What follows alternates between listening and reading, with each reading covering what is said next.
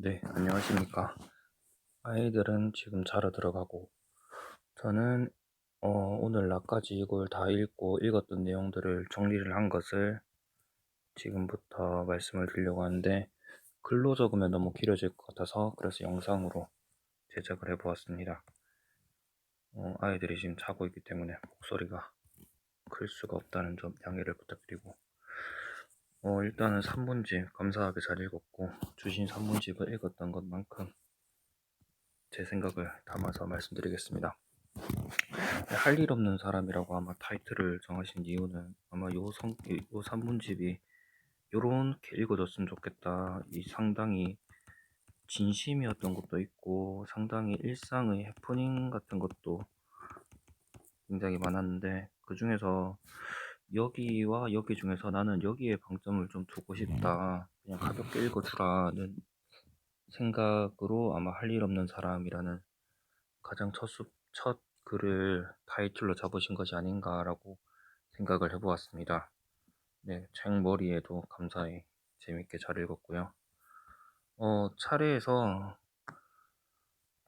제가 일단은 가장 먼저 제 입장에서 가장 참 좋았다 싶었던 것부터 먼저 짚고 하자면요. 저는 제일 먼저 후보로 꼽을 수 있는 게 1번, 이거 8쪽에 있는 목이버섯과 어머니였고요. 그리고 10쪽에 있는 못다한 말 하나, 그리고 그 중에서 제일 제 취향은 24쪽에 있는 뱀장어가 저는 좀 제일 제 취향이었고요. 그리고 마지막으로 하나 또 후보를 꼽자면은 78쪽에 있는 유럽이라는 이름의 여인이었는데 제가 이걸 각자 후보 가장 좋았던 것이 제일 괜찮았던 것을 후보로 꼽을 수 있었던 이유를 하나씩 말씀드리겠습니다. 목이버섯과 어머니에서 제가 좋았던 점은 연상이 되게 좋았어요. 그러니까 목이버섯에서부터 해서 할머니의 귀에 대한 이야기로 옮아간다는 게 저는 되게 야 이런 연상 되게 재밌다. 야 진짜 그 스무스하게 연상이 넘어간다라는 생각이 들어서 되게 좋았고요.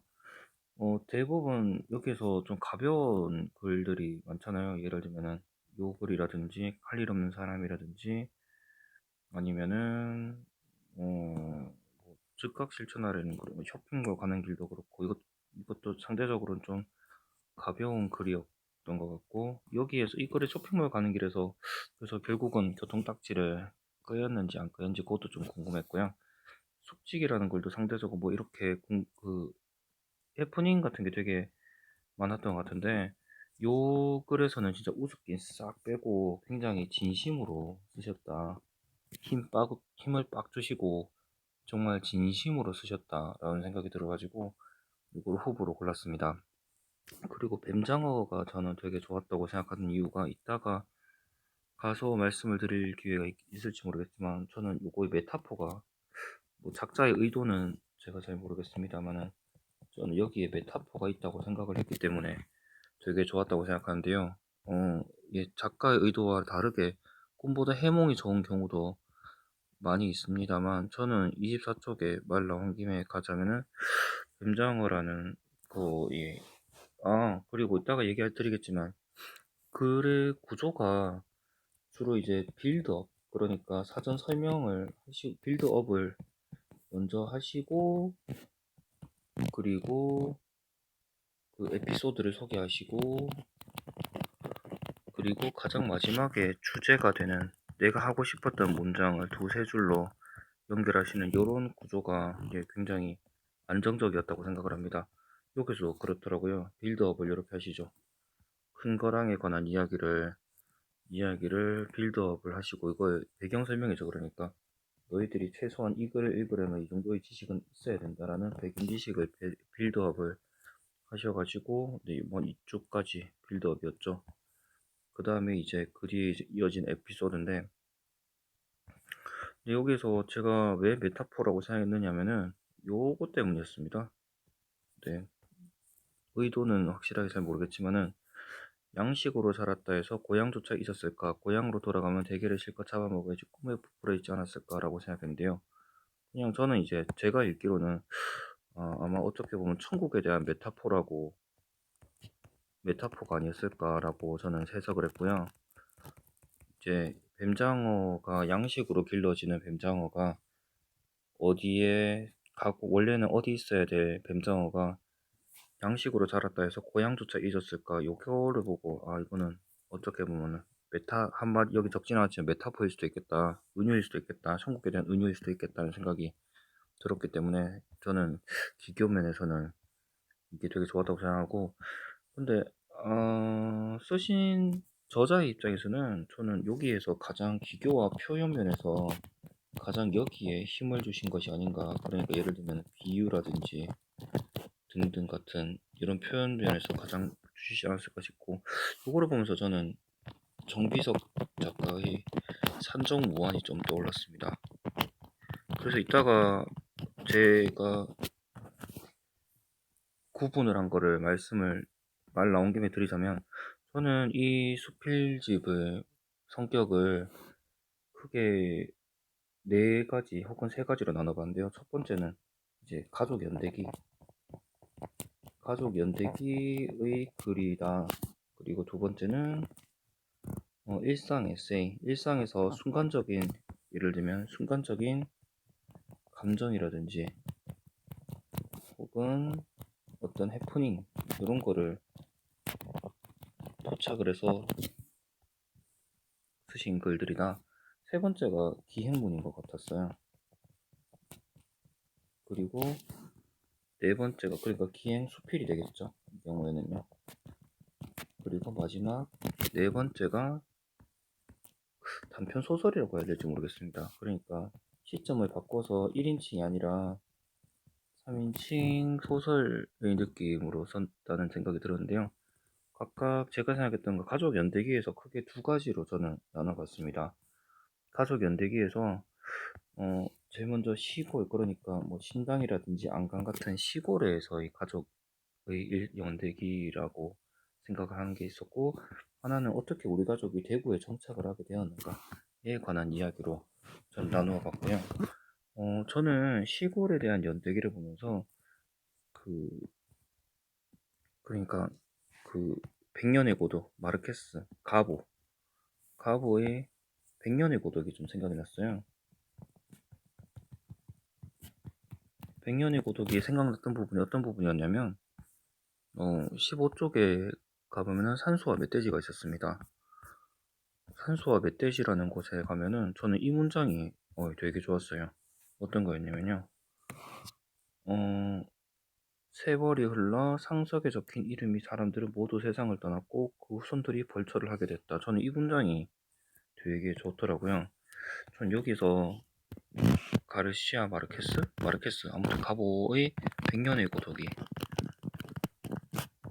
좀 생각이 났습니다. 그래서 한 문장이지만 굉장히 많은 그동안의 세월을 담고 있는 문장이 아닌가라고 생각을 해서 되게 좋았고요. 그리고 이 밖에도 58쪽에 따지자면 58쪽에 있는 장래 때문에 인기 있었던 두 사람 요것도 여기에 저는 가족 연대기라고 저는 생각을 했었고요. 그리고 대구 정착기는 여러 군데 틈틈이 나와 있었는데 그 중에서 아무래도 6쪽에 마침 맞은 도시 대구 요 얘기에서 우리 가족이 대구에 어떻게 정착을 하게 되었고 그 당시에 생각은 어땠는지에 관한 이야기를 다룰 수 있었다고 생각합니다. 그리고 일상 에세이가 가장 저는 좀 많았던 것 같아요. 그래서 여기서 되게 재밌게 봤던 거는 저는 여기서 박완서 씨가 좀 생각이 많이 났고요. 박완서 씨도 일상의 에피소드에서 좀 스스로를 까면서 그러니까 스스로를 되게 낮추면서 있었던 해프닝을 되게 재미있게 푸는 분이라고 생각했고요. 최만식 작가의 되게 좀 재밌는 에피소드 같은 것들 있으면은 그런 게 최만식 작가의 생각도 되게 많이 났었고요. 그리고 이기호 작가라고 요즘에 현대소설 작가가 있는데 이분 생각도 되게 많이 났었고요. 그리고 제일 생각난 거는 양귀자 씨가 그러니까 양귀자 씨가 이 원미동 사람들 중에서 비 오는 날이면은 가리봉동에 가야 된다라는 소설이 있어요. 이게 되게 생각났던 이유가 이게 1인칭 주인공 시점에서 이야기를 하는 건데 저는 요게 이게 어디서 많이 봤는 것 같은데 많이 느낌이 비슷한데 했던 게 양귀자 씨가 19 쪽에 이제 깐포도 있지 않습니까? 깐포도라는 이제 저는 좀 기억이 가물가물했던 그 깐포도라는 여기에서 전 되게 좀 났어요. 요런 부분 있지 않습니까? 이거 빌어먹을 제 남편 이런 거 있지 않습니까? 이런 게 양귀자 씨의 소설에서 굉장히 양귀자 씨의 원미동 사람들에서 되게 많이 나오는 이런 표현들이었거든요. 이런 느낌에서 양귀자 씨 소설의 느낌이 되게 많이 났어요. 아무튼 이런 디테일 같은 것들은 대단했다고 생각합니다. 감을 어느 정도까지 생각나요? 그러니까 이 깐포도 먹었던 거, 그러니까 여기서 건포도가 아니었나 싶은데 캘리포니아 건포도였던 것 같다는 느낌이 들기도 하고, 그리고 근데 이런 거는 나중에 은수한테 보여줘야 되겠다. 은수가 요즘에 한창 겁이 많아져서 진짜로 좀 무서운 게 많아졌는데 아빠는 이랬다는 사실을 할아버지가 증명을 해줬다는 것을 이야기하고 싶었고요. 근데 이야기가 좀 두서가 없지만 조금만 기다려 주십시오. 하나씩 이제 원체 할 이야기가 많았다고 생각하기 때문에. 그리고 일상 에세이에서 이제 여기서 아무래도 그 감정 해프닝 중에서는 그 할머니 할아버지나 외할머니나 외할아버지에 관한 일상의 느낌도 참 많았다. 아까 전에 얘기 드렸다시피 8쪽의 목이버섯이라든지 아니면 13쪽의 사이다 한 병이라든지 아니면은 여기 30쪽에 있었던 인연도 되게 저는 참 되게 인상 깊었습니다. 이런 것들이 되게 많이 났고요. 그리고 기행 수필은 쓰셨던 것이 아까 전에 얘기했던 정비석 작가의 느낌이 많이 났고요. 78쪽의 유럽이라는 이름의 여인이랑 80쪽의 유학산과 89쪽의 호구복고 이런 것들은 기행 수필의 느낌으로 쓰신 것이 아니었나 생각을 합니다. 그리고 단편 소설이라고 생각했던 거는 이게 특히 이제 박원서 작가가 사소설, 일본의 사소설 같은 느낌 있잖아요.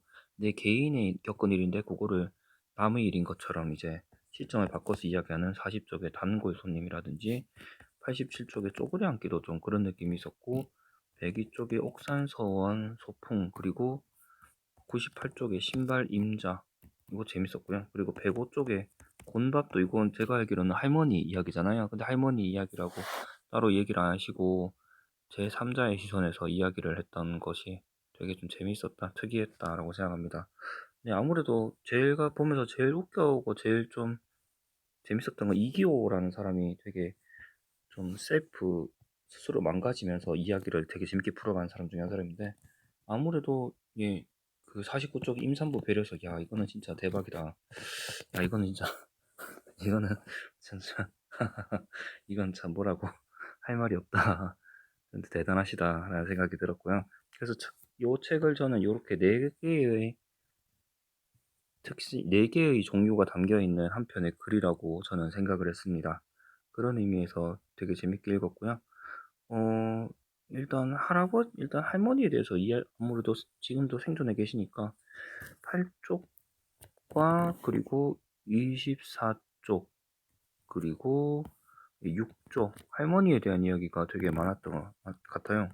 그리고 할아버지에 대해서 이야기를 쓰신 거는 10쪽과 13쪽 틈틈이 나오지만 이게 할아버지에 대해서 제일 힘줘서 쓰신 부분이 아니었던가 싶고요. 외할아버지는 여기에 거의 유일하게 한 번만 딱 나오더라고요. 맞죠? 할아버지 말씀하시는 거 딱 한 번만 나왔던 것 같고 그리고 예, 사이좋게 누나랑 저도 하나씩 에피소드를 공정하게 한 개씩 에피소드를 실어서 균형을 맞추시려고 노력하셨나 보다. 그리고 여기 이런 제가 모르는 증조 할아버지에 관한 이야기고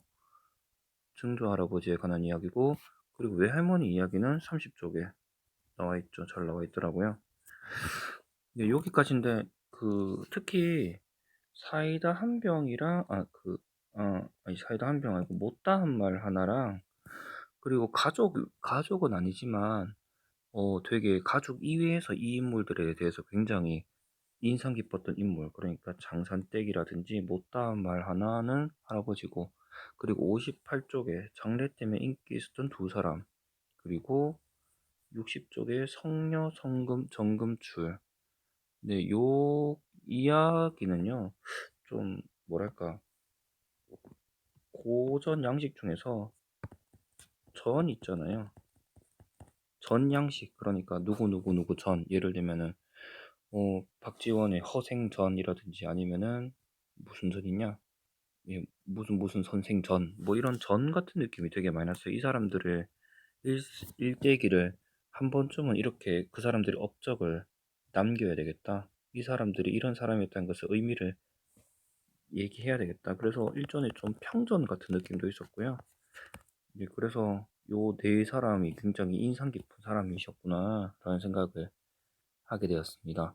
그래서 이렇게 인물에 대해서도 나름대로는 다루려고 하셨던 이야기들을 잘 봤고요.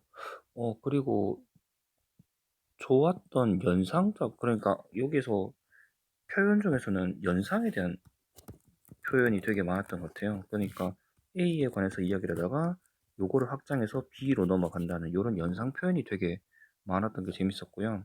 예를 들자면은 8쪽에 8쪽에 어디 있냐?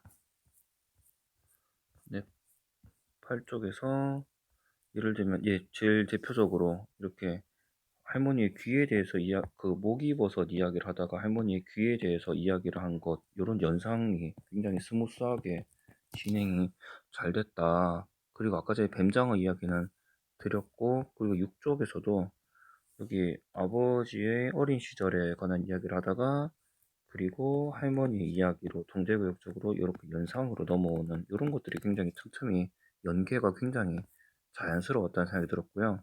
두 번째에서 되게 좋았던 표현은 묘사였습니다. 저한테 있어서는 묘사가 되게 자세하고 마치 진짜 말 그대로 그림을 그리듯이 아주 자세하게 디테일 있게 표현을 하시는 것이, 이거는 플레벨의 보바리 부인 같이 사실주의 소설 같은, 굉장히 묘사가 염상섭의 소설이라든지 그런 거처럼 사실주의 소설 같은 느낌이 굉장히 많이 났고, 기스타프 플루베르 같이 굉장히 묘사가 뛰어나셨다.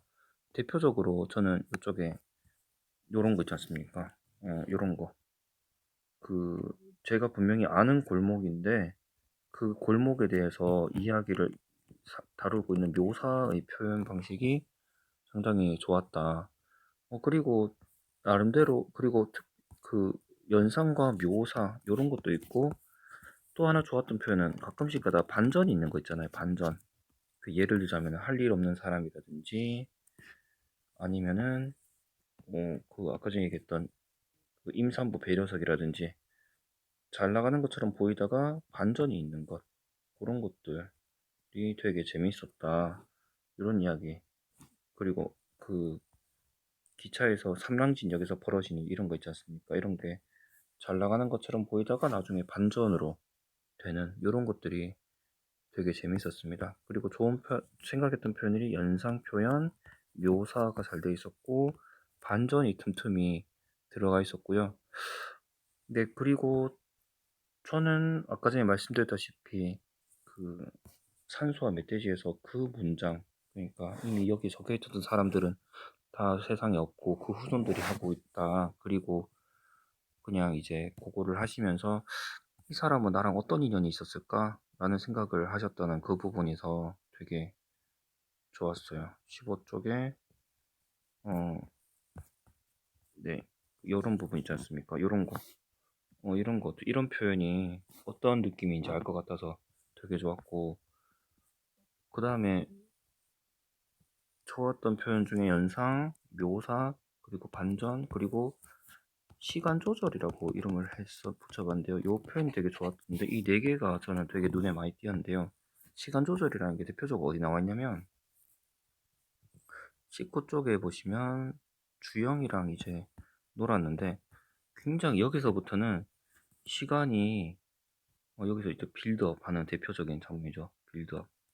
빌드업하고 사전 설명을 하는데, 여기에서는 굉장히 시간 순서가 빨리 가다가, 여기에서 딱 여기 유치원에 돌아오는 시간, 여기서부터는 굉장히 시간이 압축적으로 흘러요. 그러니까 여기는 수십 년의 시간을 쫙 오시다가 중요한 장면에서는 굉장히 시간이 느리게 가는 효과, 이런 것들이 시간을 밸런스 있게 되게 잘 잡으셨다. 근데 여기 주영이 안부 묻더라가 아니고 지혜 안부 아닌가요? 그러니까 여기는 지혜 안부, 그다음에 여기는 주영이 안부, 아마 그렇게 되는 것 같았던 느낌이었는데 그거 나중에 한번 보시면 좋을 것 같습니다. 네, 그래서 그런 표현들이 저는 되게 인상 깊었다는 생각을 했습니다. 이런 네 개의 표현들이 있었고, 그리고 소설을 쓰실 때는 항상 독자들은 잘 모르는 빌드업을 해놓고 그 다음에 에피소드를 소개하고, 그리고 제일 마지막에 내가 하고 싶었던 주제는 어떤 것이 있는지에 대해서 간단하게 던지듯이 이야기를 하시고, 그런 구조가 굉장히 밸런스 있게 잘 짜여져 있었다고 생각을 합니다. 그래서 하나하나씩 저는 끝까지 다 읽어봤고, 그중에서 궁금한 것들이 몇 가지 있긴 했었어요. 예를 들자면은, 제가 제대로 해석한 건가 하면, 네 제일 마지막에 책임자가 맞네 라고 얘기했던 거라든지, 그거에 대한, 그거에 대해서도 제가 해석을 제대로 했는지에 대해서 좀 궁금하긴 했었고, 그리고, 참, 요 그리움이라든지, 아까 제 임산부석 같은 거는, 야, 이거 참, 좋은 말로 하면 관심이고, 나쁜 말로 하면 오지랖이다. 오지랖이시다라고 생각을 했고, 그리고, 사이다 한 병에서 되게 재밌었던 거는, 딱히 이제 부모님, 할아버지, 할머니, 딱히 부모님이라고 해서, 딱히 뭐 커버를 쳐주신다거나, 그런 건 없이, 여기, 요런 거 있지 않습니까? 그러니까, 이런 거, 어디 있더라? 어, 이런 거 있지 않습니까? 다행이자 불행이다. 이런 거 굉장히 냉정하게 쓰셨다. 그러니까 딱히 부모님이라고 커버를 쳐주려고 하는 것은 아니라, 부모님이라도 굉장히 냉정하게 보려고 생각을 하셨다는 생각이 들었습니다. 그래서, 그래서 이런 책을 앞으로도 계속 쓰셔가지고 계속 책으로 남겨두시면은, 은수도, 그리고 저 윤민이 유원이도 이런 걸 들어오면서, 이런 집안의 역사에 대해서 이야기를 이렇게 생각을 하셨구나, 이런 게 있었구나라는 생각이 들어서 되게 재밌었습니다.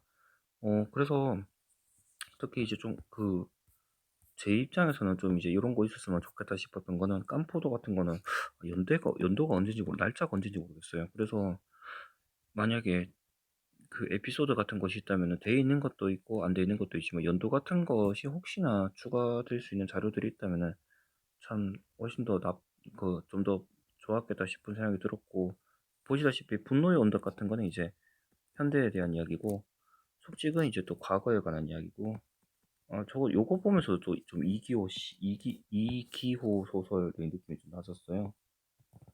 그리고 가뭄이 물주기는, 이거는 엄청 과거는 아니고 약간 과거, 이거는 현대고, 이거는 또 엄청 과거, 이런 식으로 되어 있으니까 한번 만약에